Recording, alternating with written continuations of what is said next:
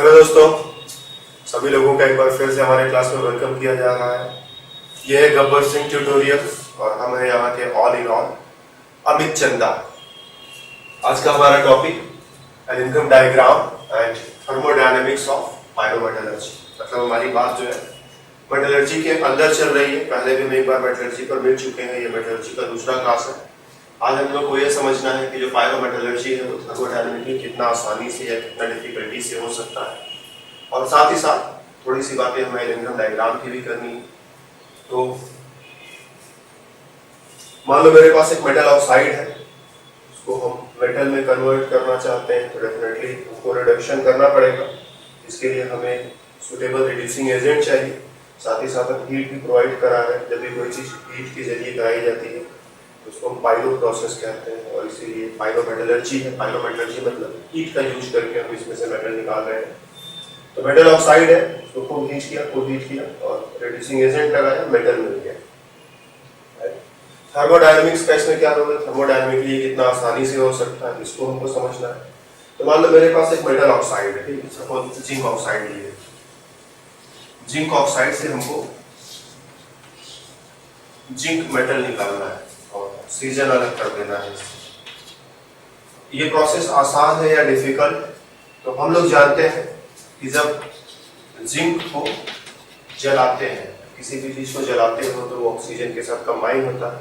तो जिंक को जलाओगे तो भी ऑक्सीजन के साथ कंबाइन होकर के जिंक ऑक्साइड बना देता है। तो जिंक बहुत आराम से जलता है, जिंक ऑक्साइड बन जाता है और उसमें हीट भी निकलता है। जब भी कोई चीज जलाते हो तो जनरली हीट निकलता है, यहाँ पर जिंक को जलाओगे तो हीट निकलेगा और ये रिएक्शन हो जाता है। हो जाने का मतलब इसका जो डेल्टा जी वैल्यू है, डेल्टा जी इसका निगेटिव होगा। जब भी कोई प्रोसेस आप हो जाता है, स्पॉन्टेनियस होता है, तो डेल्टा जी नेगेटिव होता है, और नॉन स्पॉन्टेनियस प्रोसेस के लिए डेल्टा जी पॉजिटिव होता है। तो अगर ये रिएक्शन अपने आप हो रहा है तो ये रिएक्शन इसी का अपोजिट है, तो डेफिनेटली ये तो अपने आप नहीं होगा, और अपने आप नहीं होगा तो इसका डेल्टा जी पॉजिटिव है। और ये जो स्टेटमेंट निगेटिव पॉजिटिव का हमने दिया है, ये जनरल टेम्परेचर प्रेशर की बात है, या फिर थोड़ा बहुत बढ़ा भी सकते हो, ठीक है। तो जनरल टेम्परेचर प्रेशर पर ये रिएक्शन बहुत आराम से हो जाएगा। ये रिएक्शन नहीं हो पाएगा, ऐसा हमारा थर्मोडायनेमिक्स का कहना है। ये इसका डेल्टा जी नेगेटिव हो जाएगा, इसका डेल्टा जी नेगेटिव नहीं हो पाएगा। तो इसको करने के लिए क्या किया जाए, थर्मोडायनेमिक्स को फिर से पकड़ो। डेल्टा जी का इक्वेशन होता है delta G equal to delta H minus T delta H. ये है एंथैल्पी, रिएक्शन में हीट आया या हीट गया। यह है एंट्रोपी, मतलब रैंडमनेस बढ़ा या रैंडमनेस घटा, और यह है टेम्परेचर ऑफ द रिएक्शन। तो ये रिएक्शन जब भी कोई चीज को जलाते हो तो हीट निकलती है, तो ये अपोजिट है, तो यहाँ हीट खर्च होगा। तो ये एंडोथर्मिक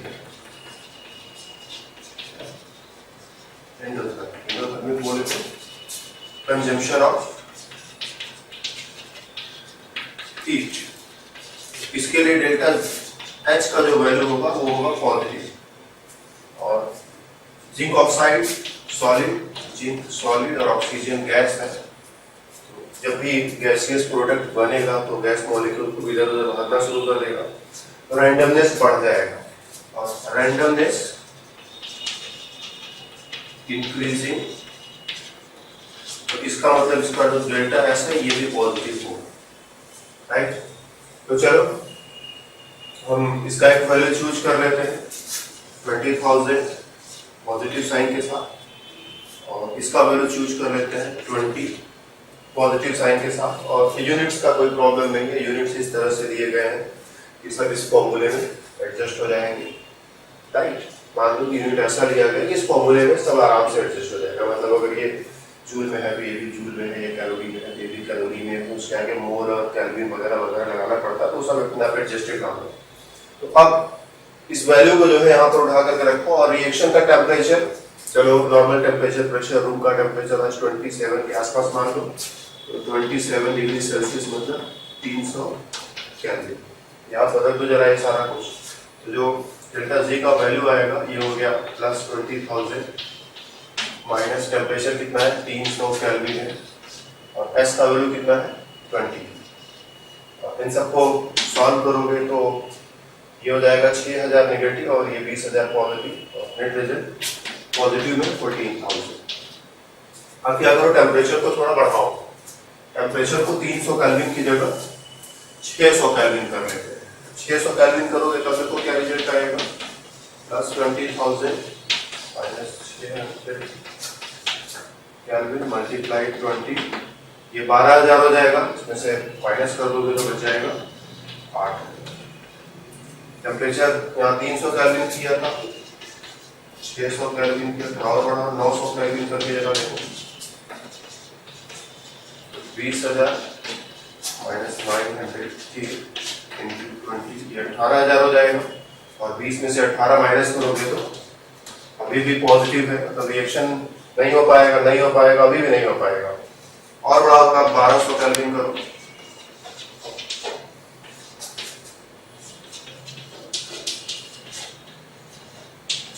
अब देखो ये 24,000 हो गया नेगेटिव वाले साइड में, प्लस वाले साइड में 20,000 है, तो नेट रिजल्ट माइनस 4,000। तो टेम्परेचर बढ़ाते बढ़ाते देखो वैल्यू कम होते होते होते नेगेटिव जोन में चला गया। तो अगर हम टेम्परेचर बढ़ाते जाए तो कहने का मतलब ये है कि कोई ना कोई टेम्परेचर ऐसा आएगा कि ये रिएक्शन हो जाएगा। नॉर्मल टेम्परेचर प्रेशर पर ये रिएक्शन नहीं हो पा रहा है, लेकिन जब टेम्परेचर बढ़ाते जाओगे तो कोई ना कोई टेम्परेचर ऐसा आएगा, ये रिएक्शन हो जाएगा, ये मेटल ऑक्साइड ब्रेक होगा, जैसे मेटल अलग और ऑक्सीजन अलग हो जाएगा। करना क्या है, खूब गर्म करो, खूब गर्म करो, खूब गर्म करो, काम हो जाएगा। किसी भी मेटल ऑक्साइड के लिए ट्रू है, तो मेटल ऑक्साइड को खूब गर्म करो, खूब गर्म करो, खूब गर्म करो, ब्रेक हो जाएगा, मेटल अलग ऑक्सीजन अलग। लेकिन कितना गर्म करो, तो ये तो एक बहुत ही रफ कैलकुलेशन था, ये वैल्यूज कहाँ से आए, एग्जैक्टली वैल्यू इतना होता है कि नहीं होता है सब हमें कुछ नहीं पता। जब हमने पॉजिटिव देखा तो एक पॉजिटिव वैल्यू इसको, एक पॉजिटिव वैल्यू इसको लेकर कैलकुलेशन शुरू कर दिया। तो ये बहुत ही रफ कैलकुलेशन है और इसके हिसाब से यहाँ पर 1200 पर दिख रहा है कि हो जा रहा है, 900, 600, 300 पर नहीं हो पा रहा। तो इसी तरह से रियली कैलकुलेशन परफॉर्म करेंगे तो किसी न किसी हायर टेम्परेचर पर ऐसा रिएक्शन हो जाए। ठीक, अब कुछ के लिए रिएक्शन का टेम्परेचर 1000 केल्विन होता है, कुछ के लिए 2000 होता है, कुछ के लिए 5000 केल्विन भी हो सकता है। तो अगर टेम्परेचर ठीक ठाक वैल्यू पर है तो उसको अचीव किया जा सकता है। जैसे मान लो किसी रिएक्शन को कराने के लिए 500 केल्विन टेम्परेचर चाहिए या 800 केल्विन टेम्परेचर चाहिए, तो हम लोग कहेंगे चलो अच्छा इसको करा लिया जाएगा। किसी रिएक्शन को कराने के लिए सूरज के बराबर टेम्परेचर करना पड़ेगा, तो आपको पता चलेगा आधी धरती तो गर्म करते करते खत्म हो जाएगी। तो हम लोगों को धरती नहीं खत्म करना, हम लोगों को सिर्फ रिएक्शन कराना है। तो टेम्परेचर कितना भी ऊंचा नहीं होना चाहिए कि जो पॉसिबल ना हो यहाँ पर करना। तो बहुत सारे मेटल ऑक्साइड्स के साथ प्रॉब्लम यही है, उसको गर्म करके ब्रेक तो किया जा सकता है, लेकिन जो टेम्परेचर चाहिए वो इतना अधिक है कि हम वहां तक कभी पहुंचना नहीं चाहेंगे। या फिर ये भी कह सकते हो कि वहां तक पहुंचना जो है खेल नहीं है बच्चों का, उसमें तेल निकल जाता है अच्छे अच्छे, समझे ना।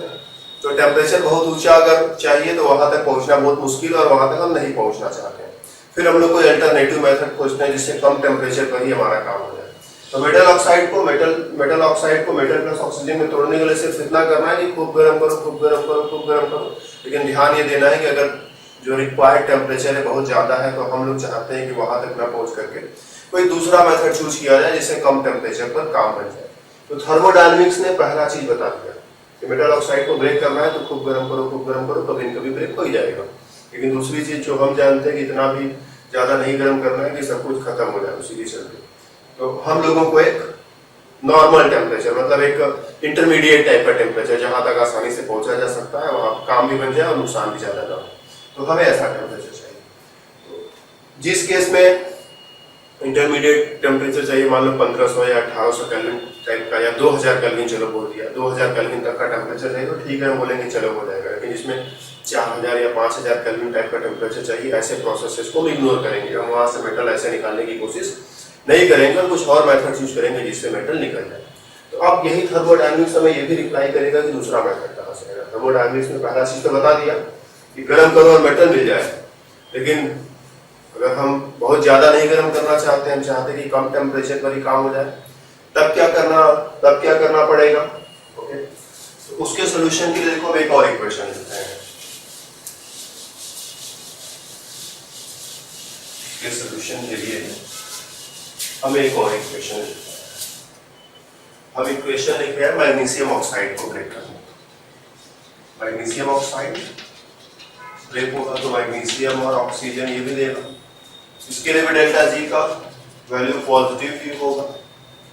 दोनों का अपना कुछ न कुछ वैल्यू जरूर होगा, ठीक है, कुछ वैल्यू इसका होगा, कुछ वैल्यू इसका होगा।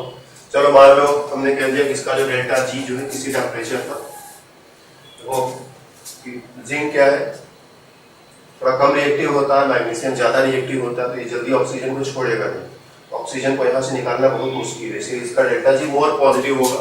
तो चलो इसको हम प्लस 800 टाइप का एक वैल्यू और इसको प्लस 600 टाइप का एक वैल्यू असाइन कर देते हैं। उसको ज्यादा पॉजिटिव इसलिए रखा है क्योंकि जनरली ये रिएक्शन करना ज्यादा मुश्किल है। ओके, दो रिएक्शंस लिख लिए। अब होने वाला ये भी नहीं है, होने वाला ये भी नहीं है। ओके, ये भी नहीं होगा, ये भी नहीं होगा, क्योंकि इसका भी डेल्टा जी पॉजिटिव है, इसका भी डेल्टा जी पॉजिटिव है। अब क्या करो, इसको जिसका डेल्टा जी ज्यादा पॉजिटिव है उसको रिवर्स करो। रिवर्स करोगे तो क्या हो जाएगा, ये हो जाएगा mg plus half O2 gives you mgO और इसका डेल्टा जी हो जाएगा -800। दूसरा वाला रिएक्शन ऐसा उसके नीचे लिख करके ऐड कर दो बस, zinc oxide breaks to give you zinc plus half oxygen and delta G equal to plus 600। दोनों को जोड़ोगे, ऑक्सीजन ऑक्सीजन कैंसिल, मैग्नीशियम है, जिंक ऑक्साइड, जिंक है, मैग्नीशियम ऑक्साइड और डेल्टा जी दोनों मिलाओगे तो -200। तो ये जो नीचे वाला रिएक्शन है इसका डेल्टा जी माइनस में आ रहा है, मतलब ये रिएक्शन हो सकता है। क्यों माइनस में आ रहा है, क्योंकि बड़ा वाला नेगेटिव था, छोटा वाला पॉजिटिव है, तो इसीलिए नेट रिजल्ट माइनस में आएगा ही आएगा और रिएक्शन हो जाएगा। और ध्यान से देखो, जो हमारा टारगेट था जिंक ऑक्साइड से जिंक बनाने का वो पूरा हो गया। हमारा टारगेट यही था ना, जिंक ऑक्साइड से जिंक बना लिया जाए, पूरा हो गया। लेकिन इसमें हुआ क्या कि हमको एक मेटल को सैक्रिफाइस करना पड़ रहा है, मैग्नीशियम को सैक्रिफाइस करना पड़ेगा। तो ये रिएक्शन भी नहीं हो रहा था, ये रिएक्शन भी नहीं हो रहा था, लेकिन इसको उल्टा करके इसमें ऐड कर दिया तो हम देख रहे हैं कि थर्मोडायनेमिकली जो ये रिएक्शन है फिजिबल है, जिंक ऑक्साइड से जिंक निकल जाएगा। लेकिन होगा क्या, उसी समय मैग्नीशियम ऑक्साइड में बदलेगा। तो जिंक को बनाने के लिए मैग्नीशियम को सैक्रिफाइस करना पड़ेगा। ठीक है, बहुत बार तुम लोगों ने सुना होगा कुछ पाने के लिए कुछ खोना पड़ता, तो देखो यहाँ दिख गया कि जिंक को पाने के लिए मैग्नीशियम को खोना पड़ेगा। और इन जनरल होता क्या है कि लेस रिएक्टिव मेटल को बनाने के लिए मोर रिएक्टिव मेटल को खर्च करना पड़ता है। ऐसा जिंक ऑक्साइड से जिंक निकालना था तो मोर रिएक्टिव मेटल्स में पोटेशियम हो गया, सोडियम हो गया, एल्यूमिनियम हो गया, सब मोर रिएक्टिव मेटल्स है, या सीधे सीधे बोल सकते हैं एस ब्लॉक। ठीक है, हालांकि एल्यूमिनियम एस ब्लॉक का मेटल नहीं है, लेकिन जो एस ब्लॉक वाले होते हैं बहुत रिएक्टिव होते हैं। इंटरमीडिएट रिएक्टिविटी में जिंक हो गया, कॉपर हो गया, लेड हो गया, ये सब इंटरमीडिएट रिएक्टिविटी वाले हैं। लो रिएक्टिविटी में चलो जिंक आयरन लेड कर, ठीक है, कॉपर और सिल्वर ये सब जो है, मरकरी, ये सब बहुत ही लो रिएक्टिविटी वाले मेटल्स। तो जो लो रिएक्टिविटी वाले मेटल्स होते हैं ये ऑक्सीजन को लेस टाइटली पकड़ते हैं, ये थोड़ा और स्ट्रांगली पकड़ते हैं, ये बहुत स्ट्रांगली पकड़ते हैं। तो अगर ऑक्सीजन इसके पास है तो ये इसका ऑक्सीजन ले लेगा, ऑक्सीजन इसके पास है तो ये इससे ऑक्सीजन ले लेगा। तो अगर मान लो जिंक ऑक्साइड है तो जिंक ऑक्साइड को जिंक को बदलने के लिए हम इसमें से कोई मेटल चूज कर सकते हैं एज ए रिड्यूसिंग एजेंट। इसमें से कोई ऑक्साइड है, जैसे कॉपर का ऑक्साइड है, उसमें से कॉपर निकालने के लिए हम इसमें से कोई मेटल चूज कर सकते हैं या इसमें से कोई मेटल चूज कर सकते हैं। मतलब लेस रिएक्टिव मेटल ऑक्साइड में से मेटल को निकालना है तो एक मोर रिएक्टिव मेटल को सैक्रिफाइस करना पड़ेगा, कुछ पाने के लिए कुछ खोना पड़ेगा। तो थर्मोडायनेमिक्स ने दूसरा आंसर भी दे दिया। पहला कहा कि इसको खूब गर्म करो, टूट जाएगा।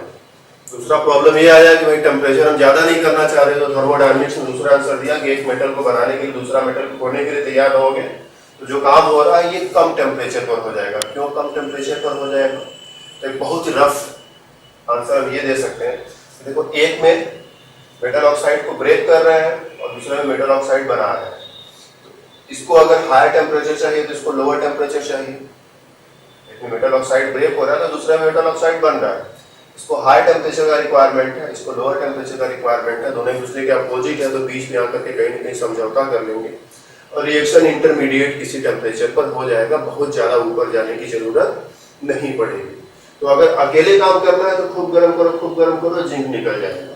और चाहते हो कि थोड़ा कम टेम्परेचर पर काम हो जाए तो एक मेटल के बदले एक मेटल को बनाने के लिए दूसरा मेटल सैक्रिफाइस करने के लिए तैयार हो, तब भी ये काम हो जाएगा। और अब की बार ये काम पिछले वाले के कंपैरिजन में कम टेम्परेचर पर होगा। तो मोस्ट ऑफ द टाइम हम यही करते हैं कि अगर मेटल ऑक्साइड आसानी से गर्म करने पर अपने आप ब्रेक हो जाता है तो ठीक है, जैसे होता है मर्क्यूरिक ऑक्साइड HgO, इसको जैसे 500 केल्विन पर गर्म करो इतना ब्रेक हो करके HgNO2 बना लेता है। तो ये बहुत आसान है, तो इसमें कोई दूसरा मेटल खर्च करने की हमको जरूरत नहीं पड़ती।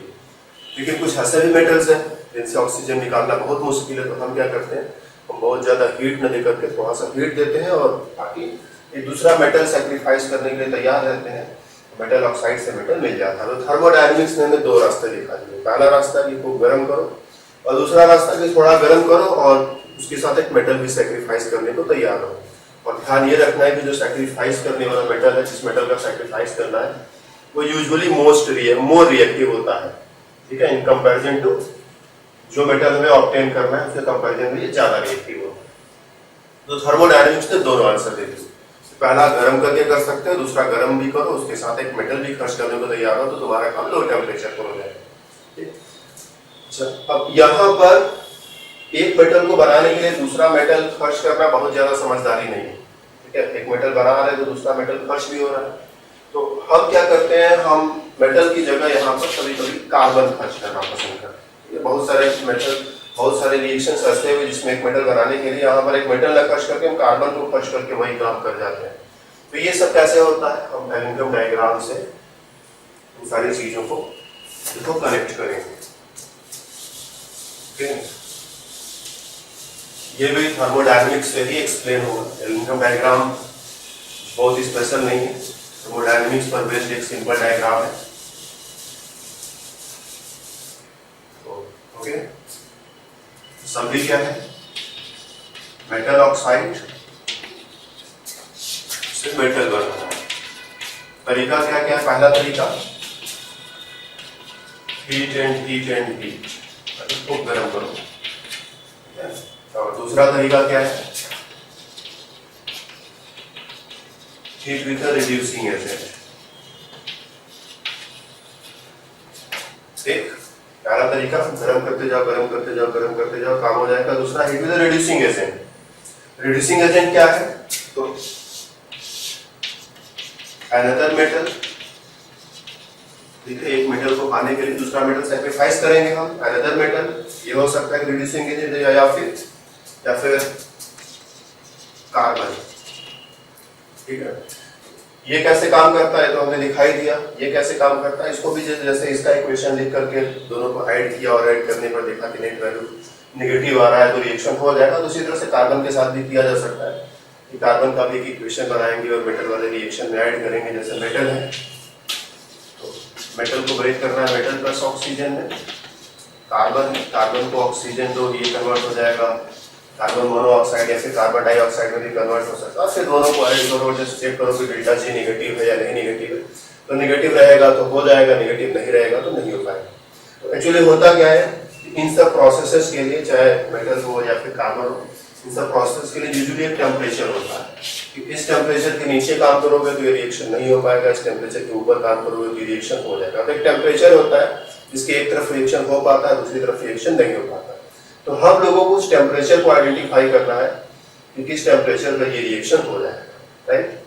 गर्म करने से काम तो हो जाएगा, लेकिन कितना गर्म करना पड़ेगा, किस टेम्परेचर तक गर्म करने से ये काम हो जाएगा। तो मेटल ऑक्साइड को ब्रेक किया, मेटल निकाला, कार्बन ने ऑक्सीजन लिया, कार्बन मोनोऑक्साइड या कार्बन डाइऑक्साइड बना, नेट रिएक्शन ये हुआ, metal oxide plus carbon, metal plus carbon oxide, या फिर एक मेटल ऑक्साइड वो मेटल प्लस ऑक्सीजन और दूसरा मेटल सपोज M डैश है, ये ऑक्सीजन लेकर के M डैश को, नेट रिएक्शन अगर देखा जाए एक मेटल ऑक्साइड जो है मेटल में कन्वर्ट हो रहा है, तो दूसरा M डैश वो क्या हो रहा है, मेटल ऑक्साइड में कन्वर्ट हो रहा है। तो ये दोनों रिएक्शंस, इन दोनों रिएक्शंस को हीट की जरूरत होती है। और अब प्रश्न ये है कि कितना हीट, कितना टेम्परेचर चाहिए कि ये रिएक्शन हो जाए और किस टेम्परेचर पर ये रिएक्शन नहीं हो पाए।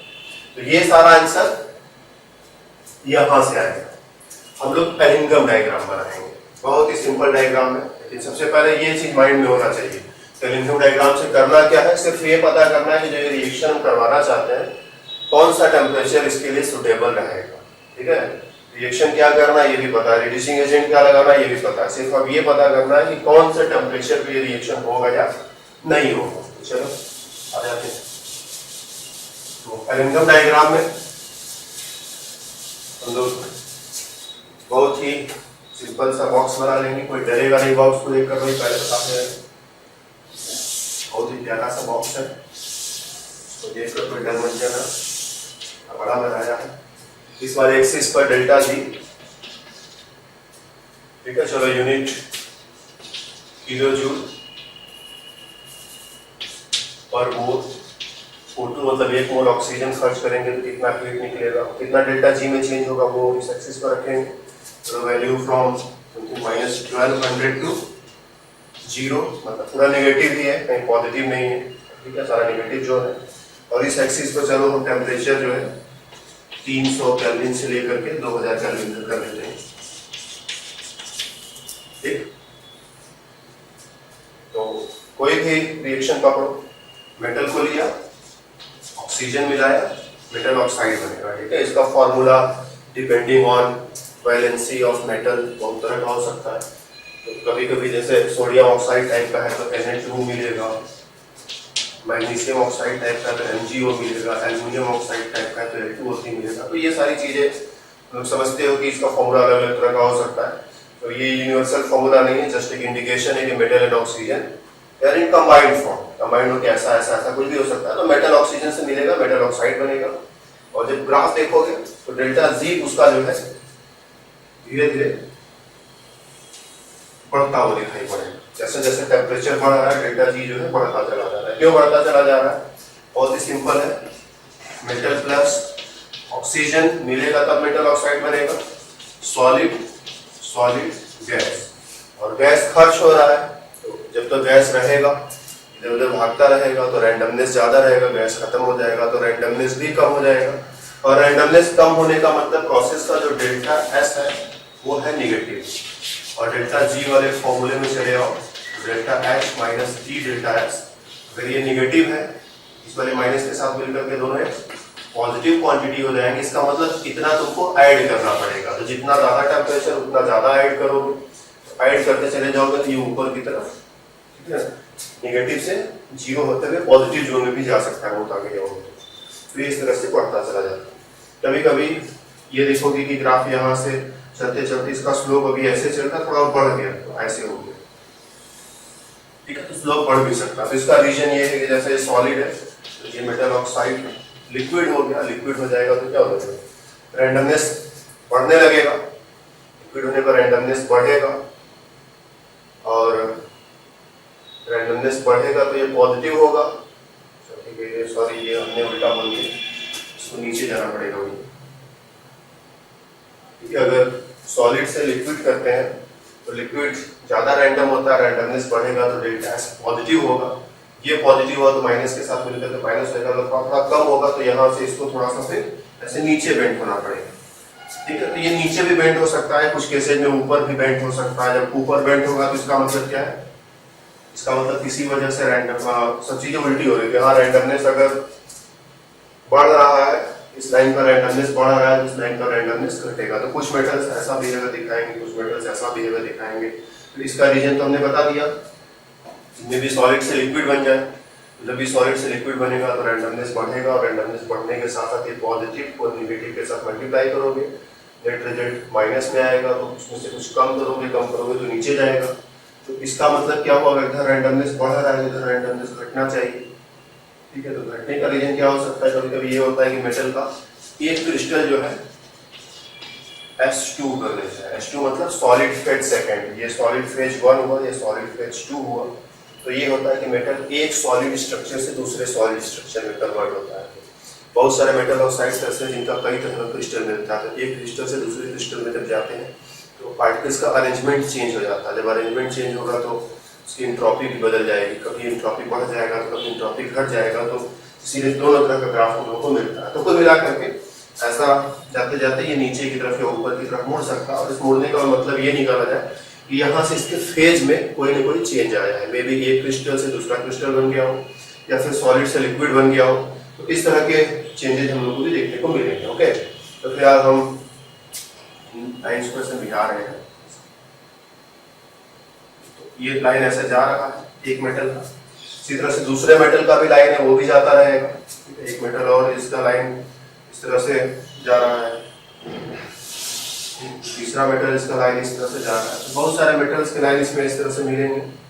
और जैसे ये दो मेटल्स है, तो ये मेटल 1 और ये मेटल 2, अब ये किस चीज का ग्राफ है, मेटल से मेटल ऑक्साइड बनाने का ग्राफ है, ठीक है, ये मेटल से मेटल ऑक्साइड बनाने का ग्राफ। चलो इन दोनों मेटल्स को एक नाम दे देते हैं, ये मेटल्स है, ये मेटल है X, तो यहाँ से X से बनेगा XO, और ये मेटल है Y से बनेगा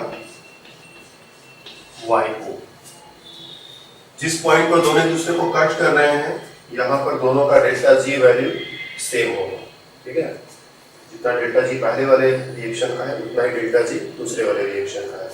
इसके पीछे किसी भी पॉइंट पर देखोगे, यहाँ पर इसका डेल्टा G मोर नेगेटिव, इसका डेल्टा G लेस नेगेटिव, इसके आगे किसी पॉइंट पर देखोगे तो इसका डेल्टा G मोर नेगेटिव, इसका डेल्टा G लेस नेगेटिव। ये पॉइंट तो हमारे लिए बहुत काम करेंगे, इन दोनों पॉइंट्स पर अगर ध्यान से देखो, यहाँ पर दोनों का डेल्टा G इक्वल है, यहाँ पर एक मोर नेगेटिव और एक लेस नेगेटिव है, मोर नेगेटिव को ऐसा छोड़ दो और लेस नेगेटिव वाले को उल्टा कर दो, उल्टा करके दोनों इक्वेशंस को आपस में जोड़ दो।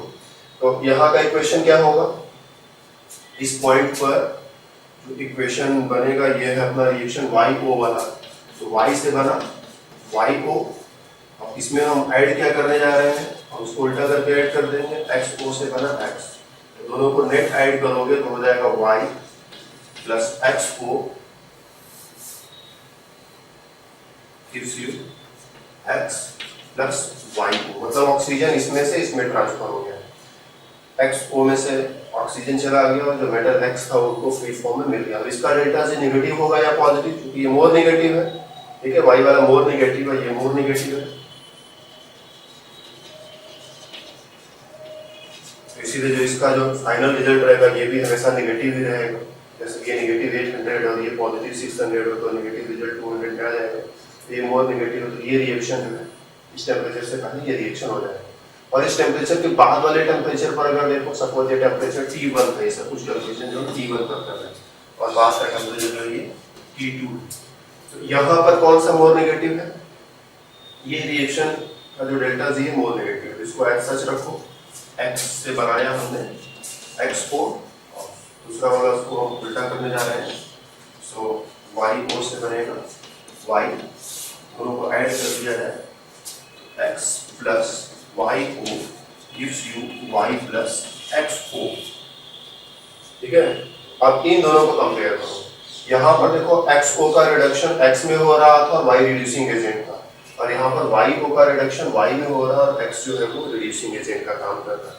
तो ये टेम्परेचर के आगे और ये टेम्परेचर के पीछे जब हमने दो रिएक्शंस को कंपेयर किया तो हमको दिखा है कि ये दोनों रिएक्शंस में दो अपोजिट चीजें, और इसमें इसका रिडक्शन हो रहा है ये रिड्यूसिंग एजेंट है, और इसमें इसका रिडक्शन हो रहा है ये रिड्यूसिंग एजेंट है। तो कौन से टेम्परेचर पर कौन सा मेटल किस मेटल ऑक्साइड के लिए रिड्यूसिंग एजेंट का काम करता है, वो इस डायग्राम से बहुत इजीली हम आइडेंटिफाई कर सकते हैं। तो जस्ट सिर्फ करना ये है कि देखो कौन सी लाइन कहाँ पर एक दूसरे को कट कर रहे हैं, उस टेम्परेचर को आइडेंटिफाई करो, उस टेम्परेचर के आगे हो या पीछे हो इससे कोई फर्क नहीं पड़ता, मान लो हम आगे जनरली आगे की तरफ ही बात करते हैं, तो अगर आगे की तरफ हो तो जो मोर नेगेटिव वाला रिएक्शन है उसको एज सच रख दो, जो लेस नेगेटिव वाला रिएक्शन है उसको उल्टा कर दो, मतलब मोर नेगेटिव वाला रिएक्शन एज सच रहेगा ये, ठीक है, यही रिड्यूसिंग एजेंट हो जाएगा, और जब लेस नेगेटिव उसको उल्टा करेंगे तो उसी में से मेटल निकलेगा। तो कुल मिला करके कंक्लूजन ये रहा कि जब दो लाइन से दूसरे को कट करेंगे तो